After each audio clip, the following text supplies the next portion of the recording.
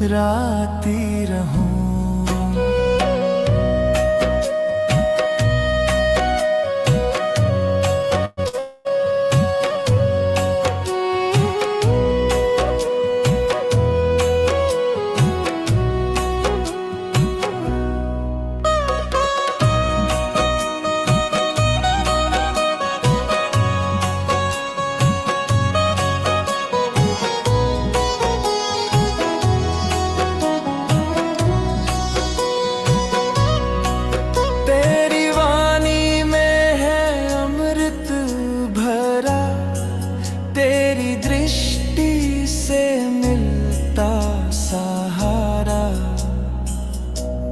हर कठिन राह आसान लगे, तेरी छाया में जीवन सजे।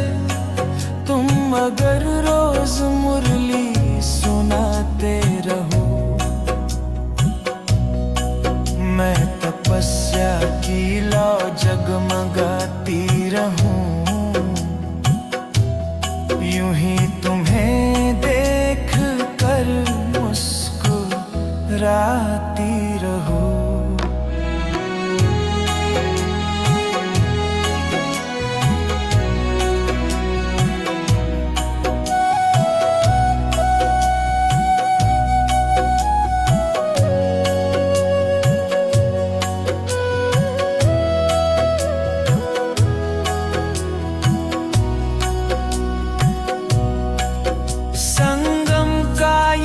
अनमोल समय बाबा का मिलन, बना है धर्म हम आत्माएं तेरे बच्चे हैं।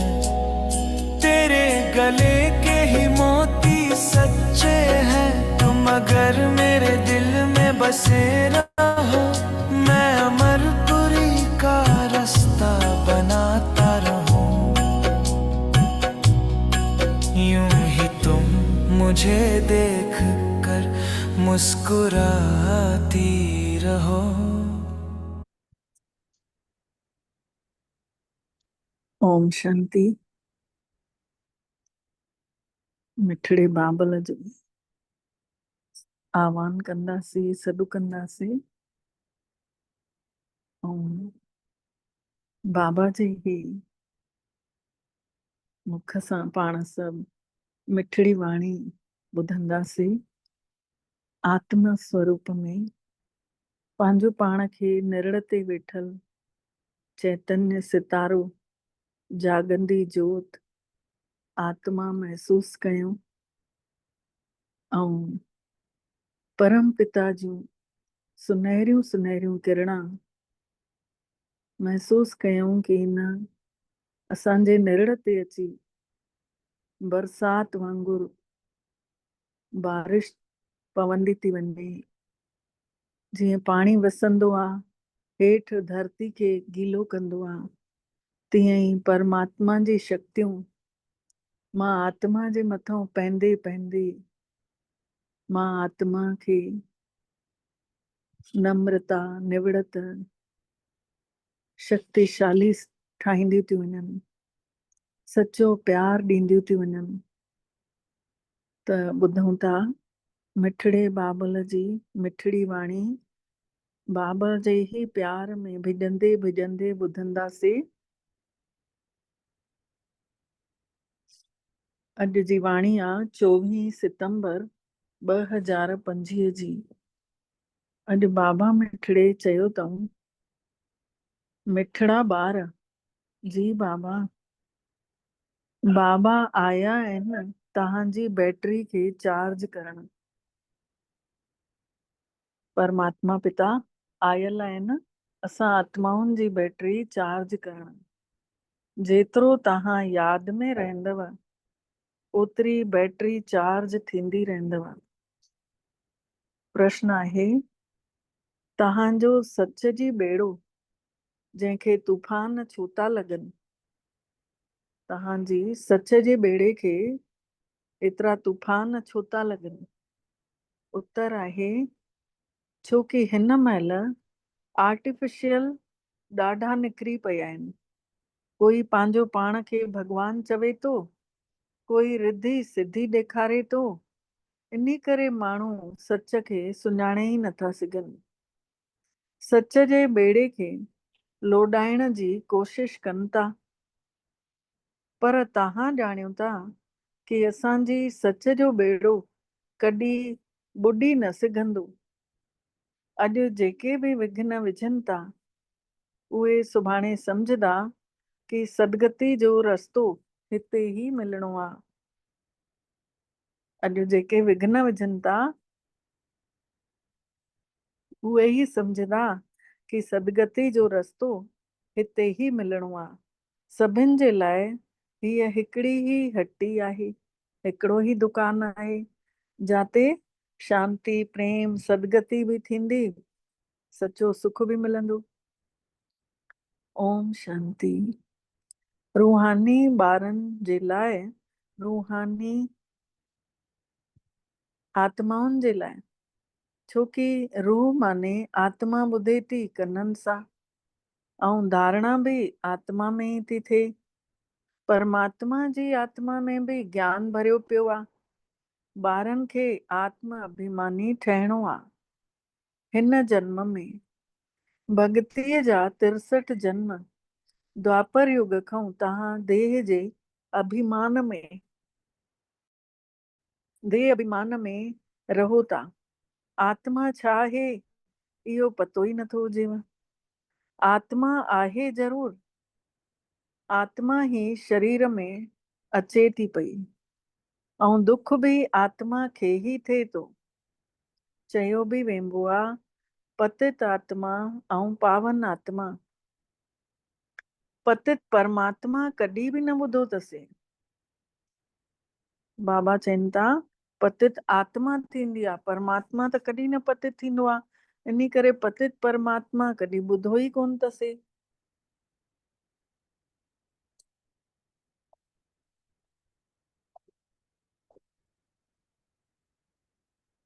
सभिनी जे अंदरि परमात्मा अगरि हुजे हा, पोइ त पतित परमात्मा थी वञे हा। त मुख्य ॻाल्हि आहे इहा कि आत्मा अभिमानी ठहिणो आहे। आत्मा केतिरी नंढड़ी आहे, उन में कीअं रोल विधल पियो आहे, भरियो पियो आहे। आत्मा एॾी सूक्ष्म, ऐं उन में केॾो लंबो चौड़ो रोल आहे। जेतिरी उमिरि आहे, हिन जन्म में त वॼाए थी, वरी ॿिए चोले में वञी वरी उते रोल पंहिंजो वॼाए थी, जाते जहिड़ो अथसि मिलियो अथसि। त इहो कंहिंखे बि ख़बर कान्हे। तव्हां सभु इहे नयूं ॻाल्हियूं ॿुधो था। इहा यादि जी यात्रा ई भॻवानु सेखारण आयो आहे। ॿियो कोई सेखारे ई न सघंदो। महिनत त इन में ई आहे न।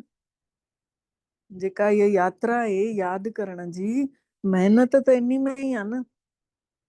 घड़ी घड़ी पंहिंजो पाण खे आत्मा सम्झणो आहे। जीअं ॾिसो, हीअ एमरजेंसी लाइट आई आहे। अॼुकल्ह उन महिल एमरजेंसी लाइट नई नई आई हूंदी, जंहिं महिल साकार बाबा हुया, ऐं हाणे त कॉमन थी वई आहे। त बाबा चवनि था ॾिसो हीअ एमरजेंसी लाइट आई आहे, त बैटरी ते हले थी, ऐं इन खे वरी चार्ज बि कंदा आहिनि। बाबा आहे सभिनी खां वॾो पावर, ऐं आत्माऊं ॾिसो केॾियूं ढेर आहिनि। उन खे सभिनी खे पावर भरणो आहे न। पिता परमात्मा खे सभिनी में पावर भरणो आहे न। त बाबो आहे सर्वशक्तिमान, ऐं असां आत्माउनि जो उन सां योग अगरि न हूंदो त बैटरी चार्ज कीअं थींदी। आत्मा में ताक़त काॾो ईंदी अगरि परमात्मा सां कनेक्शन न हूंदो त बाबा चवनि था सॼा 5000 साल लॻनव था डिस्चार्ज थियण में। हिन महिल वरी बैटरी खे चार्ज करणो हुजेव थो। ॿार सम्झनि था कि असांजी बैटरी डिस्चार्ज थी वई आहे, हाणे वरी चार्ज करणी आहे। कीअं करणी आहे? बाबा पुछनि था कीअं चार्ज कंदव? त बाबा चवनि था मासां योग लॻायो, मासां संबंध जोड़ियो। इहो त ॾाढो सवलो अथव, सम्झण जी ॻाल्हि अथव। बाबा चवनि था कि मां सां गॾु अगरि ॿुधी तव्हांजी लॻी वई त तव्हांजी आत्मा में एतिरी पावर भरिजी वेंदी जो आत्मा सतो प्रधान ठही वेंदी। पढ़ाई त अथव ई कमाई, ऐं यादि सां ई तव्हां पवित्र ठहो था। उमिरि बि वॾी थी थिएव, बैटरी बि चार्ज थी थिएव। त हर कंहिंखे पंहिंजो पाण खे ॾिसणो आहे कि मां आत्मा केतिरो बाबल मिठड़े खे यादि कयां थी। ऐं बाबे खे विसरी वञण सां ई बैटरी डिस्चार्ज थी वञे। कंहिंजो बि सचो कनेक्शन ई कोन्हे। सचो कनेक्शन अथव ही तव्हां ॿारनि जो। ऐं बाबा खे यादि करण जे बिना जोत जगंदव कीअं? भॻवान खे यादि ई न कंदासीं त जोत कीअं जागंदी? ज्ञान बि छड़ो हिकु ई बाबा ई त ॾियनि था। तव्हां ॿार ॼाणियो था कि ज्ञान आहे ॾींहुं ऐं भक्ति आहे राति। ज्ञान सां आहे रोशनी, भक्ति सां आहे उंधारो। पोइ वरी राति खां पोइ वरी वैराग थो अचे। जंहिं महिल एॾियूं भक्ति कयूं था, यज्ञ कयूं था, हवन कयूं था, विर्त रखूं था, वणनि टिणनि जी बि पूजा कयूं था, जेको जीअं ॾस ॾिए थो। पंडित, संत महात्माऊं, गुरु सभिनि जो चयो मञूं था। उन खां पोइ बि दुख घटि नथा थियनि त वैराग थो अचे। पोइ वरी ॾींहुं शुरू थो थिएव त राति खे विसरो, हाणे ॾींहं खे यादि कयो कि हाणे अॼु जो ॾींहुं त मूंखे बाबा मिली वियो न। स्वर्ग अथव ॾींहुं ऐं नर्क अथव राति। ॾींहुं छा आहे? हिकदमि बिंदु आत्मा, उहा अथव बाबा चवनि था ॾींहुं। ऐं अगरि शरीर सम्झंदव त राति में वेठा आहियो। त तव्हां ॿार हाणे चैतन्य में आहियो। हे शरीर त विनाशी अथव, मिटीअ जो ठहे थो, मिटीअ में मिली वञिणो आहे। आत्मा त अविनाशी आहे न। बाक़ी बैटरी जेका आहे डिस्चार्ज थिएव थी, हिन महिल तव्हां केॾा सम्झ वारा ठहो था। बाबा चवनि था बैटरी तव्हांजी डिस्चार्ज थी वञेव, तव्हां केतिरा सम्झ वारा था ठहंदा वञो। तव्हांजी ॿुधी हली वञेव थी घर में। उतां ई छोकी आया आहियो न। हिते सूक्ष्म वतन जो त पतो पइजी वियो अथव। उते त 4 बाहूं विष्णुअ जूं ॾेखारंदा आहिनि सूक्ष्म वतन में। हिते त 4 बाहूं हूंदियूं ई कान्हनि। ऐं इहो कंहिंजी बि ॿुद्धीअ में न हूंदो कि ब्रह्मा सरस्वती ही वरी लक्ष्मी नारायण ठहनि था। इहो बि कंहिंजी ॿुद्धीअ में न हूंदो न। त इन करे विष्णुअ खे 4 बाहूं ॾेई छॾियूं अथऊं ॾेखारण लाइ कि माण्हू सम्झनि।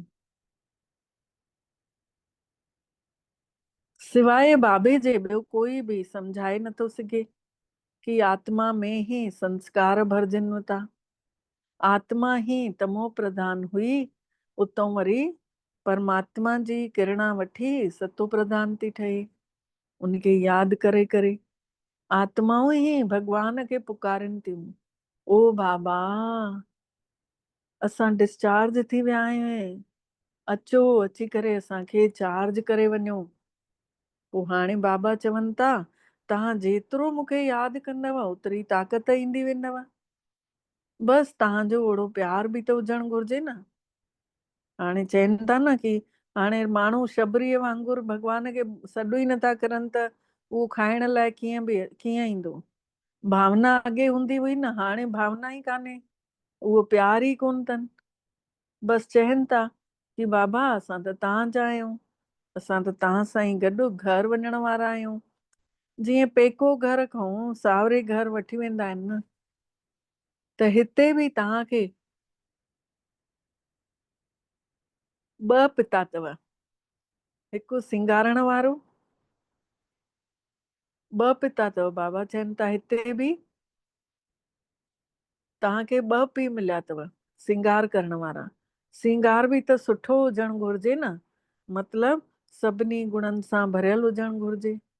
त पंहिंजे पाण खां पुछिणो आहे कि मां में कोई अवगुण त कान्हे। बाबा चवनि था पंहिंजे पाण खां पुछिणो आहे कि मां में कोई अवगुण त कान्हे। मन में भले तूफ़ान अची था वञनि, पर कर्मनि सां त कुझु न कयां थो, इहो पंहिंजो पाण खां ॾिसणो आहे कि मन में तूफान अचनि था, काथे मुंहिंजे मुंहं मां बि उहे थोरी था निकिरी वञनि लफ़्ज़। कंहिंखे दुखी त नथो करे छॾियां। भगवान आहे दुख हरण वारो ऐं सुख ॾियण वारो। असां बि सभिनी खे सुखनि जो रस्तो ॿुधायूं था, ॾेखारियूं था। बाबा ॾाढा तरीक़ा ॿुधाईंदे रहनि था। तव्हां त आयो ई सेना, बाबा चवनि था तव्हां त आयो ई सेना, तव्हांजो नालो ई अथव प्रजापिता ब्रह्मा कुमार ब्रह्मा कुमारियूं। कंहिंजे बि अंदरि अची पहिरियों त कोई बि अंदरि अचेव थो त पहिरियों त इहो पुछो उन्हनि खां कि काथऊं आया आहियो, कंहिं वटि आया आहियो। चवंदा असां बीके वटि आया आहियूं। त अच्छा, वरी पुछोनि तव्हां कि ब्रह्मा केरु आहे? प्रजापिता ब्रह्मा जो नालो त ॿुधो हूंदो आहे। त चवंदा कि हा, प्रजापिता जा त तव्हां बि ॿार आहियो। प्रजा त सभु थी वियव न। बाबा चवनि था तव्हां उन्हनि खे सम्झायो, तव्हांजो पीउ आहे, तव्हां छड़ो सुञाणो कोन था, उन खे ॼाणियो कोन था। ब्रह्मा बि ज़रूरु कंहिंजो त पीउ हूंदो न। त उन जे पीउ जो कोई शरीर ई नथो नज़र अचे, ब्रह्मा बाबा जे पीउ जो। ब्रह्मा विष्णु शंकर इन्हनि टिनिनी जे मथां आहे शिव बाबा। त्रिमूर्ति शिव चयो वेंदो आहे न। टिनिनि खे रचण वारो उहो परम पिता परमात्मा मथे जेको वेठो आहे हिकिड़ो ई शिव बाबा। पोइ वरी आयो टे, जीअं सीझरो थींदो आहे न, जीअं बाबा चवनि था फैलाव थींदो आहे न, 1 मां 2, 2 मां 4, 4 मां 8। त ब्रह्मा जो पीउ त ज़रूरु भॻवान ई हूंदो, उहो आहे आत्माउनि जो पिता। अच्छा, पोइ वरी ब्रह्मा काॾों आयव? त बाबा चवनि था मां हिन में प्रवेश करे हिन जो नालो ब्रह्मा रखां थो पियो। तव्हां ॿारनि जा नाला रखियव त हिननि जो बि नालो रखां थो ब्रह्मा। त चवनि था कि मुंहिंजो दिव्य ऐं अलौकिक जनम आहे। शिव बाबा चवनि था कि मुंहिंजो जनम जेको आहे दिव्य बि आहे, अलौकिक आहे। तव्हां ॿारनि खे मां गोद वठां थो, बाक़ी हिन में अचां थो, पोइ वरी तव्हांखे अची ॿुधायां थो। इन करे हे थी विया पीउ ऐं ॾाॾो। ॾाॾे जो शरीर ॿुढड़ो ॾेखारंदा आहिनि न, त पीउ उन में शिव बाबा वेठो आहे ॾाॾे जे अंदरि। जंहिंमें वेठो आहे त उन जी बि त आत्मा आहे न, उन जे पासे में अची वेहां थो। 2 आत्माउनि जो रोल त हिते ॾाढो हले थो, 2 आत्माउनि जो रोल हिते ॾाढो हले थो। त बाबा पुछनि था आत्माउनि खे सॾु कयो था त आत्मा काथे अची वेहंदी? बाबा चवनि था आत्माउनि खे सॾु कयो था त आत्मा काथे अची वेहंदी? ज़रूरु ब्राह्मण जे पासे में अची वेहंदी। त हे बि त 2 आत्माऊं आहिनि। केरु केरु? ब्रह्मा बाबा जी आत्मा ऐं शिव बाबा। हे बि त 2 आत्माऊं आहिनि, पीउ ऐं ॾाॾो। हिन जे लाइ पीउ चवे थो कि पंहिंजे जन्मनि खे नथो ॼाणे। ब्रह्मा बाबा पंहिंजे पुराणे जन्मनि खे न पियो ॼाणे कि मां पिछले जन्म में छा हुयमि। पर शिव बाबा खे पतो हुयो, छो कि उन ई मोकिलियो हुई। त इन लाइ ई बाबा चवनि था कि पंहिंजे जन्मनि खे नथा ॼाणियो। तव्हांखे बि चवांव थो, तव्हां पंहिंजे जन्मनि खे नथा सुञाणो। हाणे यादि आयो अथव न कि असां पूरे 5000 सालनि जो चक्कर लॻायो अथसीं, पोइ वरी मोटी वञूं था। ऐं हे आहे संगम युग, जंहिं महिल असां ट्रांसफर था थियूं। योग सां ई तव्हां सचा थींदा वेंदव ऐं बैटरी चार्ज थी वेंदव। बाबा चवनि था यादि जी ताक़त सां तव्हां सचा थींदा वेंदव ऐं बैटरी चार्ज थी वेंदव। पोइ वरी सतयुग में अची वेंदव। ॿुद्धीअ में सॼो चक्कर घुमंदो रहेव थो। डिटेल में त न वञी सघंदव न।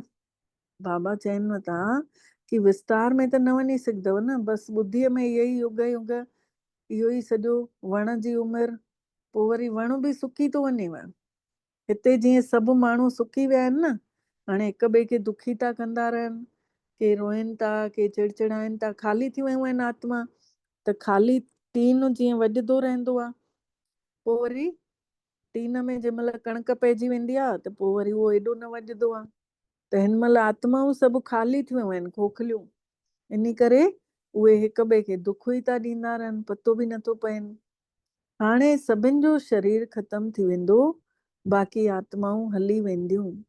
ऐं हे ज्ञान सिवाय बाबल मिठड़े जे ॿियो कोई बि न ॾेई सघंदो। बाबो मिठड़ो विश्व जी बादशाही ॾियनि था, उन्हनि खे केतिरो यादि करणु घुर्जे। ऐं यादि में न हुजण जे करे माया थप थी हणी छॾेव, छोकी यादि में नथा हुजो त माया अची वठु थी करेव। सभिनी खां कड़ो थप आहे, कड़ी थप विकारनि जी। लड़ाईअ जे मैदान में बि तव्हां त ब्राह्मण ई आहियो न, हिते युद्ध थी हले न मन में। त युद्ध जे मैदान में तव्हां ई त ॿार बीठा आहियो, त तव्हांखे ई त तूफ़ान ईंदा। तव्हांखे न ईंदा त ॿियो कंहिंखे ईंदा, जंहिंखे ख़बर हूंदी तूफ़ाननि जी उन खे ई त ईंदा। पर तव्हां कॾहिं बि कोई बि पाप कर्म न कजो। अगरि पाप कर्म कयव न त हार थी वेंदव तव्हांजी, कॾहिं न जीते सघंदव। बाबा खां पुछनि था कि बाबा हे करिणो पए थो, ॿार तंग कनि था, गुस्सो अची थो वञे।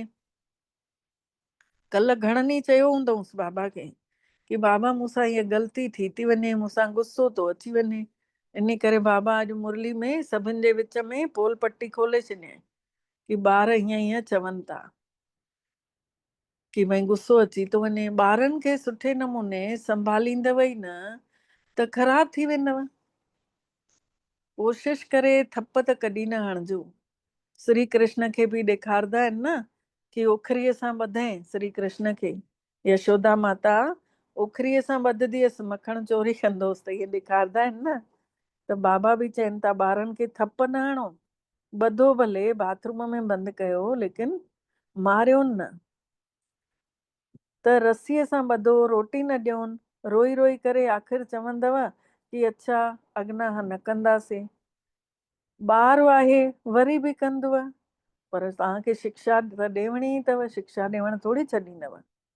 बाबा बि ॿारनि खे शिक्षा ॾियनि था कि ॿार कॾहिं बि विकारनि में न वञिजो, कुल खे कलंक न लॻाइजो।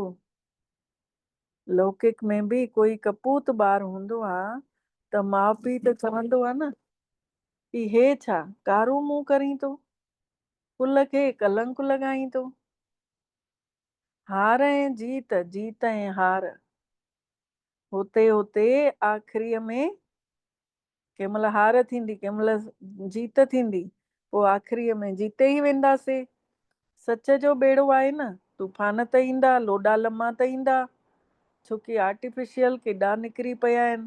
कोई पंहिंजो पाण खे भॻवान चवनि था त कोई छा था चवनि। रिद्धि सिद्धि बि ॾिसो केॾा ॾेखारनि था, साक्षात्कार बि कराइनि था। बाबा अचनि ई था सभिनि जी सदगति करण, न त हे त जंगल ई जंगल पियो हुजे आ, न जंगल में रहण वारा हुजऊं आ। सभिनि जी सदगति करण अचे थो, पोइ त न जंगल रहंदो, न जंगल में रहण वारा रहंदा। हिन महिल तव्हां संगम युग ते ॼाणियो था कि हे पुराणो संसार कब्रिस्तान लॻो पियो आहे।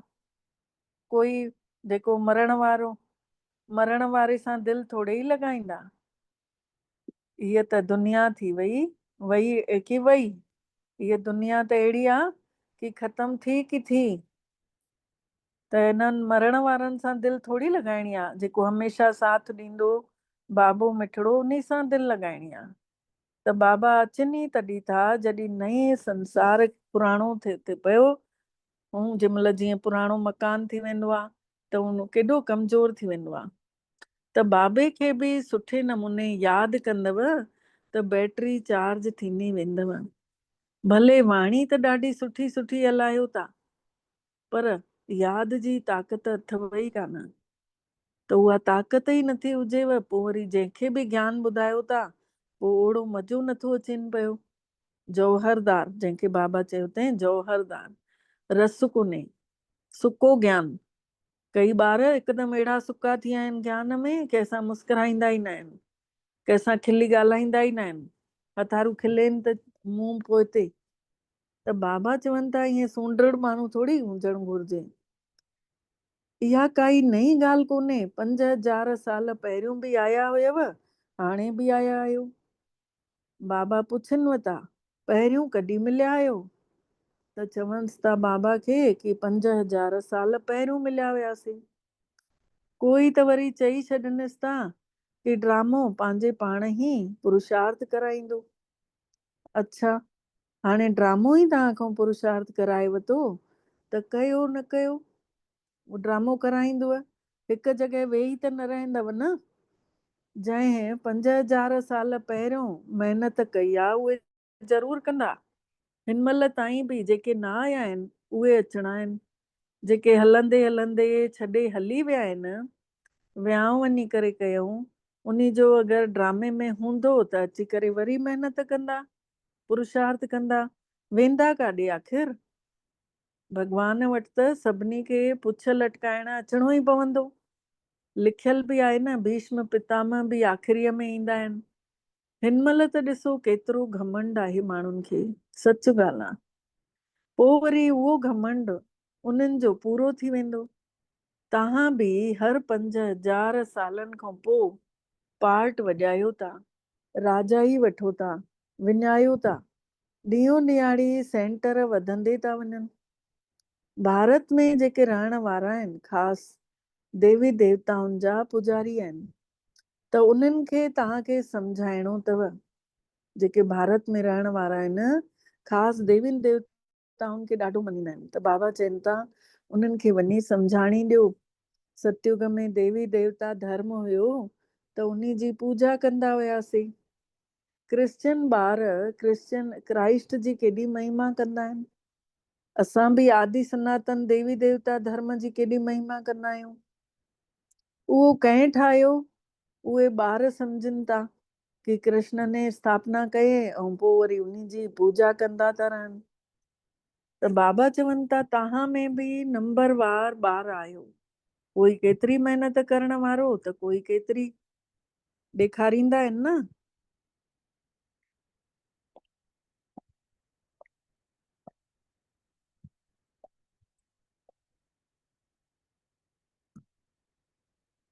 ॾेखारींदा आहिनि न कि गोवर्धन वण हुनखे पहाड़ खे आङुर ते खणी छॾियऊं त कीअं, मतलब नंढड़े को नंढड़ो अगरि असां सहयोग ॾियूं था भॻवान जे कम में, त वॾे खां वॾी समस्या असांजी थी हल थिए। त ॾेखारियो इहो ई अथऊं न कि आङुर आङुर सभिनी लॻाई पोइ पहिरियों त कृष्ण खे ॾेखारियो अथऊं। त हे पुराणो संसार आहे, सभु शयुनि मां ताक़त निकिरी वई आहे। सोने जी खाननि में बि सोन हाणे खाननि में बि नथो निकिरे पियो। स्वर्ग में त सोने जा महल ठहंदा आहिनि। हिन महिल त गवर्नमेंट बि तंग थी वञे, छोकी कर्ज तो ॾियणो पएनि। उते त अथाह धन अथव। काथे? सतयुगी दुनिया में दीवालुनि में बि हीरा जवाहरात जड़ियल रहंदा अथव। हीरनि जी जड़त जो शौक़ु हूंदो आहे न, जंहिंखे हीरनि जी जड़त जो शौक़ु रहंदो आहे न, उते धन जी कमी अथव ई कान। जीअं त कारुन जो खजानो हूंदो आहे न, अल्लाह अवलदीन जो हिकिड़ो ई खेल ॾेखारींदा आहिनि कि ठका करण सां महल मिली वेंदसि, महल निकिरी था अचनिसि।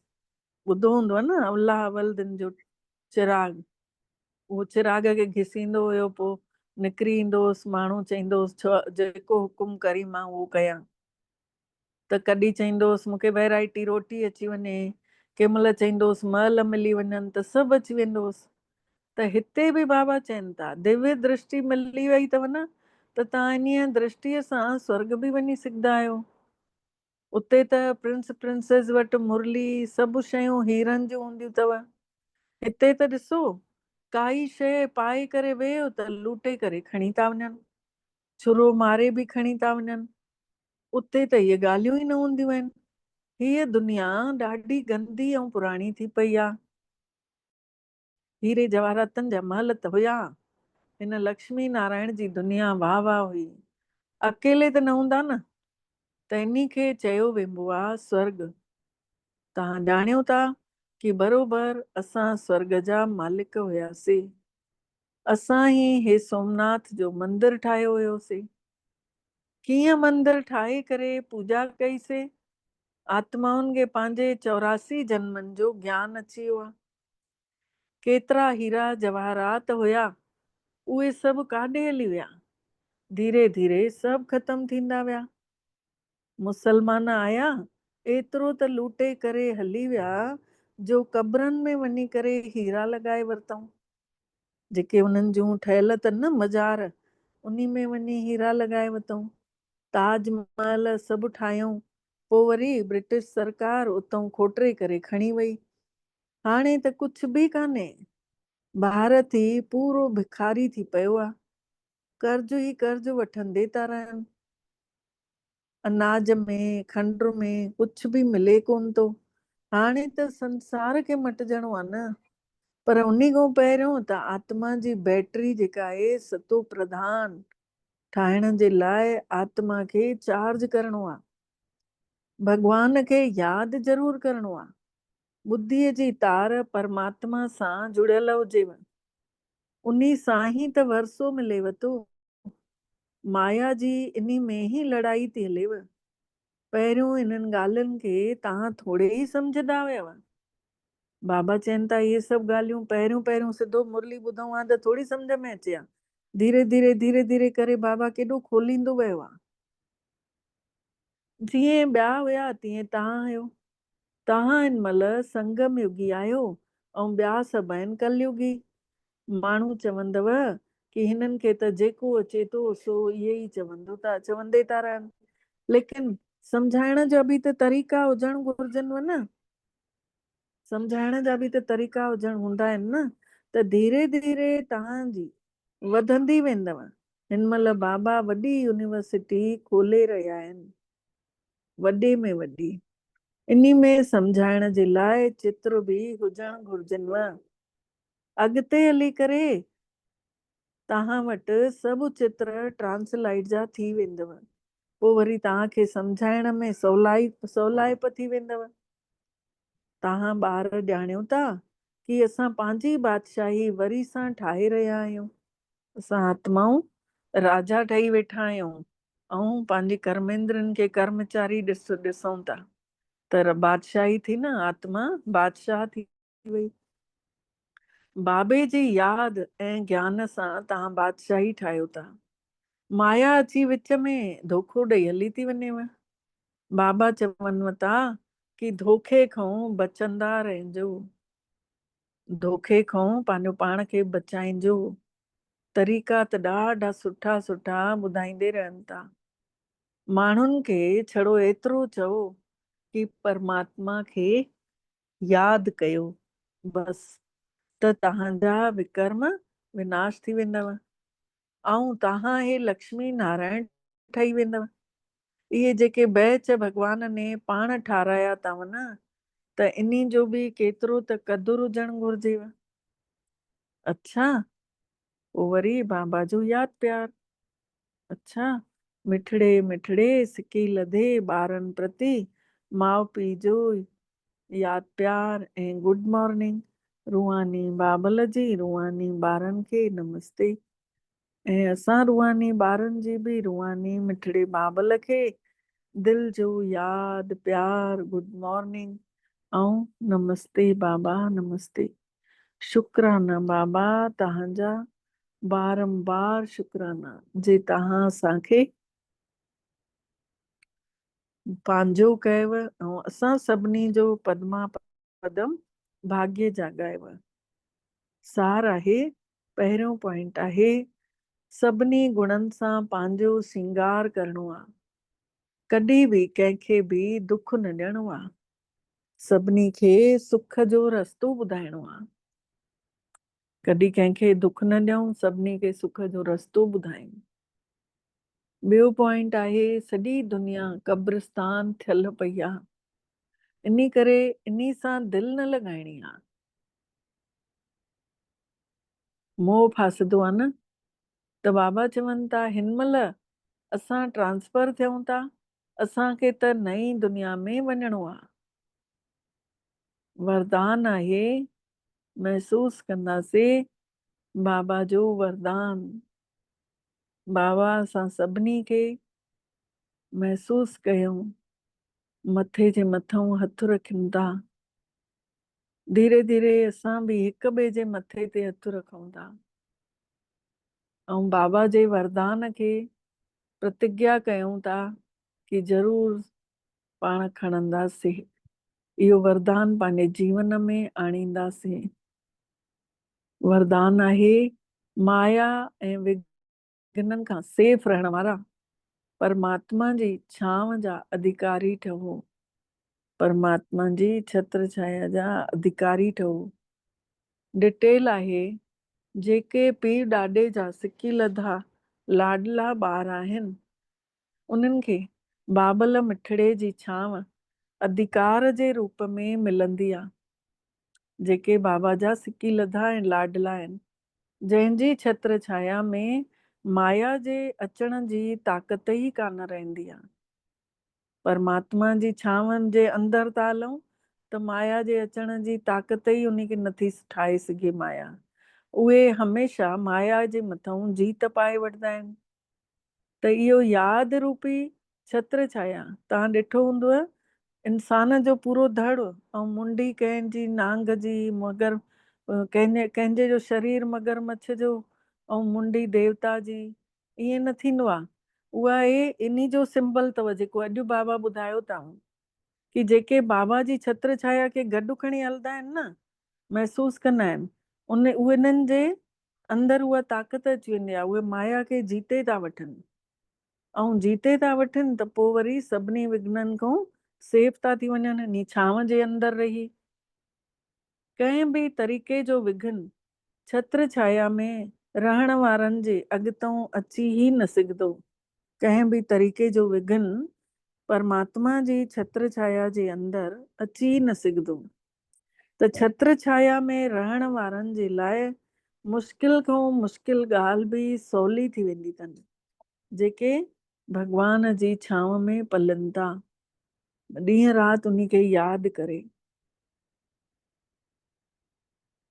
पहाड़ छत्र छाया में रहण वारनि जे लाइ मुश्किल खां मुश्किल ॻाल्हि बि सवली थी वञनि। पहाड़ वांगुरु ॻाल्हियूं रुईअ जे वांगुरु अनुभव थी थियनि पियूं। स्लोगन आहे, परमात्मा जा प्यारा, समाज जा प्यारा ऐं पंहिंजे पाण जा प्यारा ठहो। इन जे लाइ संतुष्टता जो गुण धारण कयो। अॼु जो अव्यक्त इशारो आहे, हाणे लगन जी अग्नि खे जाॻाए करे योग जो ज्वाला स्वरूप ठाहियो। विशेष यादि जी यात्रा खे पावरफुल ठाहियो ऐं ज्ञान स्वरूप रहो। तव्हां श्रेष्ठ आत्माउनि जी शुभ वृत्ति, सुठी सोच ऐं कल्याण जी वृत्ति, सभिनि जो भलो करण जी आदत ऐं शक्तिशाली वातावरण केतिरनि तड़फियल आत्माउनि खे शक्ति ॾिए थी। पुकारण वारी आत्माउनि खे आनंद ऐं शांती शक्ति जी अनुभव थियनि थो। त बाबा चवनि था, ईअं तव्हां ज्वाला स्वरूप पंहिंजे योग खे जाॻाए रखंदव त तव्हां बि उन वांगुरु, बाबा चवनि था, पोइ चारों तरफ़ शक्तिशाली वातावरण फैलियल हूंदव। अच्छा, ओम शांति। महसूस कंदासीं पंहिंजो पाण खे मां आत्मा भगवान जी प्यारी राज दुलारी आत्मा, सिकी लधी आत्मा, असांजे दिल ते लॻल आहे परमात्मा जी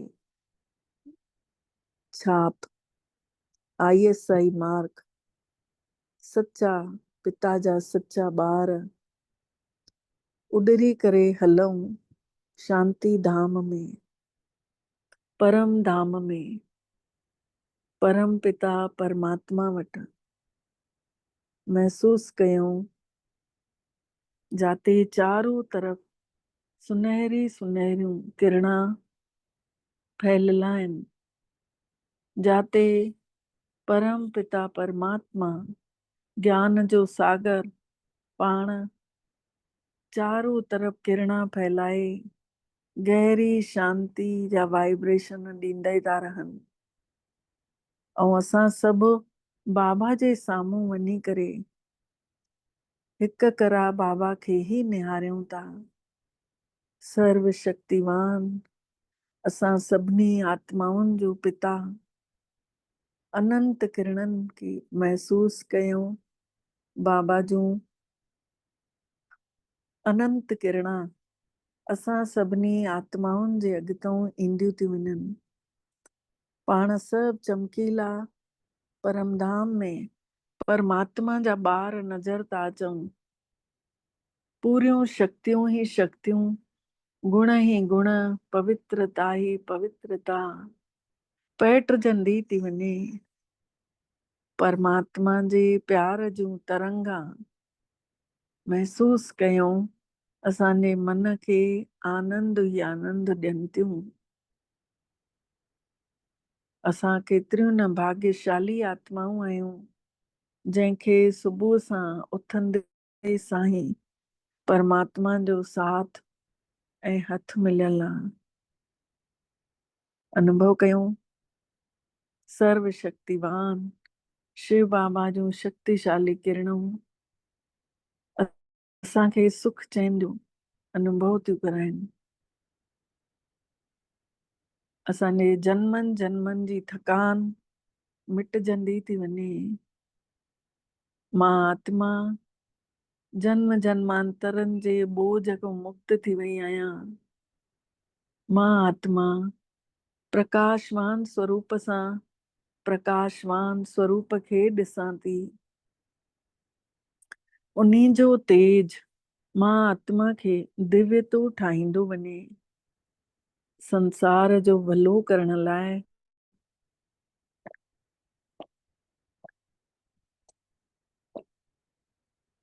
परम पिता शिव बाबा सां असां सभु गोद में वेही कंबाइंड थी करे पूरे संसार खे चमकीलियूं चमकीलियूं किरणा मोकिलियूं था।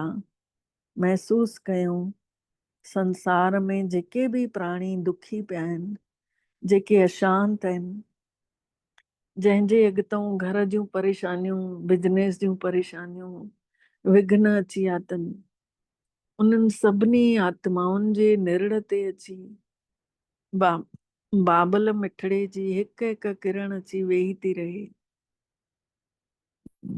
ऐं धीरे धीरे उन्हनि खे अंदरि प्रेरणा थो ॾे बाबा की सेंटर वञ, बाबा जो परिचय वठ त मन शांत थी वई।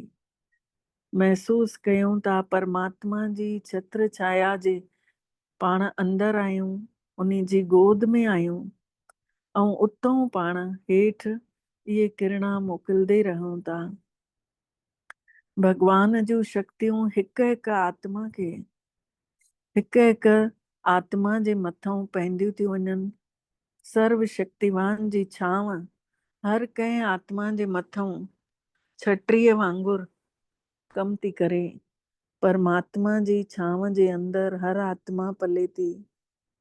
महसूस कयूं धीरे धीरे चारों तरफ किरणा फैलाए पूरे विश्व ग्लोब ते ॾिसूं था सुनहरे रंग जो ग्लोब।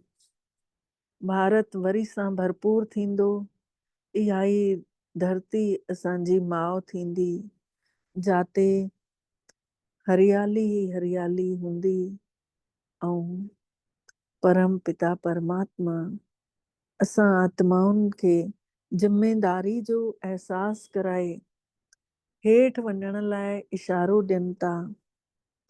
ईश्वर जी शक्तियुनि सां भरपूर थी करे पाण सभु आत्माऊं संसार जो भलो करण लाइ फरिश्ते रूप में अची सूक्ष्म लोक में वेहूं था ऐं सर्व शक्तिवान ज्ञान सूर्य परम पिता जो आह्वान बि कयूं था। शिव बाबा जे निरड़ ते अची असांजो ख़ुदा दोस्त मन जो मीत महसूस कयूं, जंहिंखे हर ॻाल्हि शेयर कंदा आहियूं, असांजो सच्चो दोस्त अनुभव कयूं, उन्ही सां गॾु पाण सभु साम्हूं वेठा आहियूं। भगवान असांजी छांव ठही हथ में हथ ॾेई सभु हेठि लहींदे था अचूं। सर्व शक्तिवान सां गॾु भगवान खे वठी पंहिंजे पंहिंजे घर में अची चइनिनि ई पासनि में किरणा फैलाईंदे था वञूं। महसूस कयूं भगवान जी छांव असांजे मथे जे मथां आहे। परमात्मा जी छांव असां आत्माउनि जे मथां आहे। ऐं ग्लोब जे मथां अची असां सभु फ़रिश्ता बीहूं था। असां सां गॾु सर्व शक्तिवान परमात्मा जी छत्र छाया बि आहे। असां सभु फ़रिश्ता चारों तरफ़ डिवाइन लाइट फैलाईंदे था रहूं। महसूस कयूं बाबा सभिनी खे आशीर्वाद जो हथ ॾेई, असां सभिनी खे वरदान ॾेई ऐं हिकु हिकु आत्मा ॾे पंहिंजी प्रकाश मोकिलीनि था। हर कंहिंखे निरड़ ते बाबा तिलक लॻाईंदे था वञनि, वरदान ॾींदे था वञनि। जंहिंजे अॻितां विघ्न आहिनि उन्हनि खे चवनि था निर्विघ्न भव। जंहिंजे अॻितां दुखनि जा पहाड़ टुटा आहिनि उन्हनि खे चवनि था बाबा कि सुखी भव। सर्वे भवन्तु सुखिन सर्वे सुखम निरामया। महसूस कयूं सॼो संसार जूं आत्माऊं वरदान खे स्वीकार थियूं करनि। परमात्मा जो वरदान वठंदे वठंदे महसूस कयूं ॾाढो ई अंदर प्रभाव पइजी वियो आहे। अंदर ई अंदर यादि अचे थो असां ई सृष्टि जूं महान आत्माऊं आहियूं। असां जहिड़ो त कोई बि भाग्यवान आहे ई कान संसार में जो असांजो भाग्य पाण परम पिता लिखे थो। असां अगरि हिन संसार में ब्राह्मण परिवार में न हुजऊं हा त अॼु काथे किरियल पिया हुजऊं हा। भगवान जी छांव ने असांजे मथां रहमत कई अथई, असांखे शक्तिशाली ठाहियो अथई। महसूस कयूं सभिनी आत्माउनि ॾे निहारींदे निहारींदे सभिनी खे पालना ॾियूं था मन जी सकाश सां।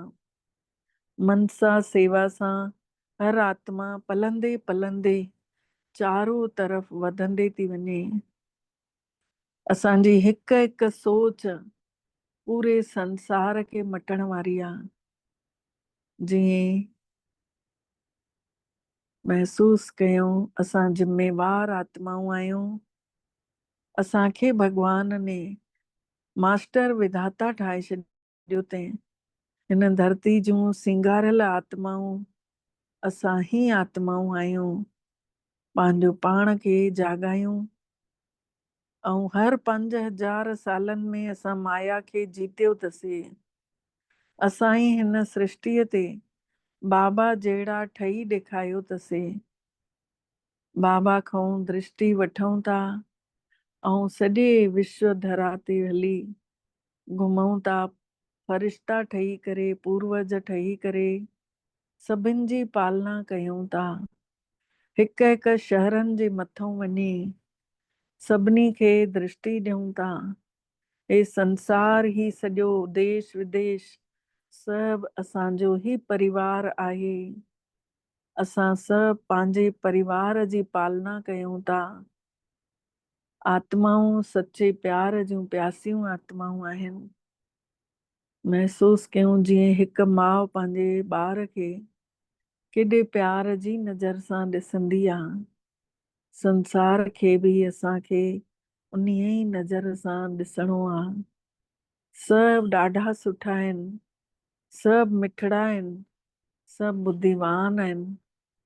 पोइ वरी ॿिए शहर ॾे मथां हलूं कि असां ॿिए शहर जे मथां शांतीअ जो फ़रिश्तो ठही संसार खे शांतीअ जो दान ॾियण वारा असांजे अंग अंग मां फ़रिश्ते स्वरूप मां शांती जूं किरणा फैलजंदियूं थी वञनि। महसूस कयूं वरी 3 शहर जे मथां सभिनी खे शक्तियूं ई शक्तियूं था विरायूं। असांजे फ़रिश्ते स्वरूप जे निर्णय मां शक्तियुनि जी पिचकारी निकिरे थी ऐं सॼे संसार जी आत्माउनि में पवंदी थी वञे। सभु वैर भाव खां मुक्त था थियनि, माया जीत था ठहनि। वरी ॿिए शहर जे मथां हलूं था, असां पवित्रता जा फ़रिश्ता ठही, असांजी अखियुनि मां पवित्रता ई पवित्रता, असांजे अखियुनि मां सुनहरियूं सुनहरियूं किरणा सॼे संसार ॾे वञनि थियूं। सभिनी जो चित शांत थो थिए, शुद्ध थो थिए। सभिनी जे अंदरि देवत्व जागे थो पियो। सॼे संसार खे मन जी शक्ति थी मिले। महसूस कयूं सचो ज्ञान ॾियण वारो दातार असां आत्माउनि सां गॾिजी करे मन जी सेवा करे रहिया आहिनि। ऐं असां आत्माऊं धीरे धीरे पंहिंजे मिटीअ जे तन में अची पहुची था वञूं।